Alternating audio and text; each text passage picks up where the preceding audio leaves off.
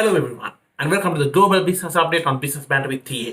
Now, around the world, the business news is not that great.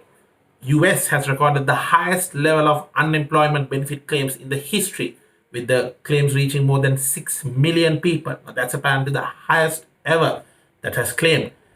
Disney and so many other large companies have announced sending their employees on some temporary and permanent redundancies, and we are seeing so many companies around the world cutting back their operations.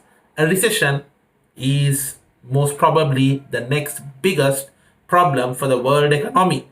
Where the recovery will come from is a big question for everyone. Meanwhile, we are seeing some really flexible and innovative companies quickly shifting to new business opportunities. If you look at automobile makers like Tesla, Ford, we are seeing how they have announced their plans to get into the ventilator market because this pandemic has made us realize that there's a huge opportunity for ventilators in the healthcare sector around the whole world. Meanwhile, the Asian markets are not doing that well at all. Still, even though Italy and the rest of Europe has taken over as the epicenter for the virus right now, Asia has that stigma, being the source from which the virus seems to have originated, which is China. We are seeing that there's a lot of focus towards the Asian economies, and given how Asian economies depend a lot on their exports to the West, it's not surprising that the Asian companies are not doing that well in the stock market performances. Most of the Asian stock market indices are down. Meanwhile, there's one bright spot for the energy companies. Given some of the statements made by Donald Trump and plans from OPEC to meet and cut down production, there's been a 25% hike in the oil prices this week. Now that pulls up some of the energy stocks, and if you've been an investor in that, that probably would be a bright spot for you. However, we are also seeing how Zoom, the company that shot into overnight fame, although it was a 9-year in the making fame, it shot to overnight fame given the current pandemic situation, and everyone started to use it. There's a lot of accusations about security vulnerabilities, how outsiders can hack through to your desktop and your computer, mobile phone, and take it over and use it through a vulnerability in Zoom. But the CEO has promised that now it has been patched. Goes on to show that IT security or digital security will play quite an important role in the post-COVID-19 era. Now, the Chinese markets have opened up. We are seeing a lot of business activities, factories are returning to normalcy over there. Now, what is their biggest concern? That's one area in which I've been doing a lot of personal studies myself, and the next video, in fact, will be on post-COVID-19 recovery and business. But one thing for sure, what they are addressing is that even though people are returning back to work, hygiene, safety is the biggest concern of those returning people.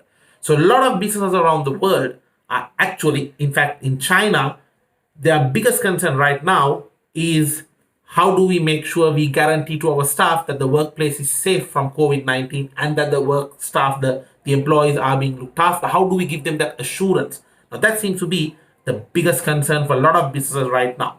And in fact, in the upcoming video, we will be speaking about how top Chinese businesses address the COVID-19 problem and during the time of the pandemic, and what their focus is as they return back to work, because no one really knows when things will get back into business as usual.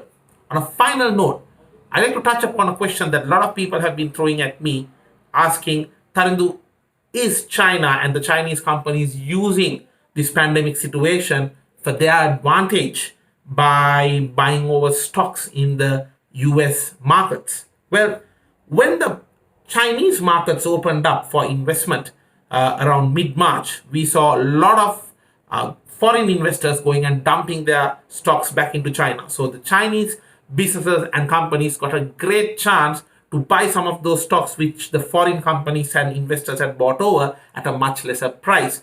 Also, you need to understand that in China, there's a lot of patriotic investing. People are investing in the stock market as a sign, as a pledge of patriotism, because given some of the comments by Donald Trump calling it a Chinese virus, the Chinese government has called upon the people to make use of this opportunity and really invest, buy back those stocks, and keep ownership of Chinese companies within China. So that seems to have worked out, number one.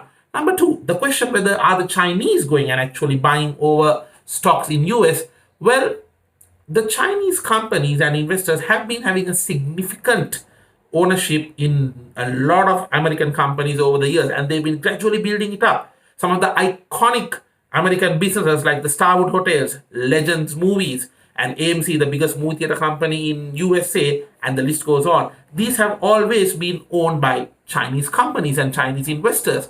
But there is no evidence. I know there's a lot of WhatsApp messages going around saying, oh, China has bought this, China has bought that. But on the internet, there seems to be very few articles to show whether that is actually true, whether these conspiracy theories are actually true. There's hardly any proper news or business report on that. So it's a little difficult to say whether over the last few weeks, whether Chinese investors have been ramping up the investment ownership they have in American businesses. But having said that, even if it was, you can never be surprised because China seems to be the country that is first coming out of this pandemic situation, which means they are most likely to have an economic revival before any of the other countries in the world, which puts their businesses at a very strong position and a strong enough position to go and start owning up some of those big brands and companies in the US and in Europe.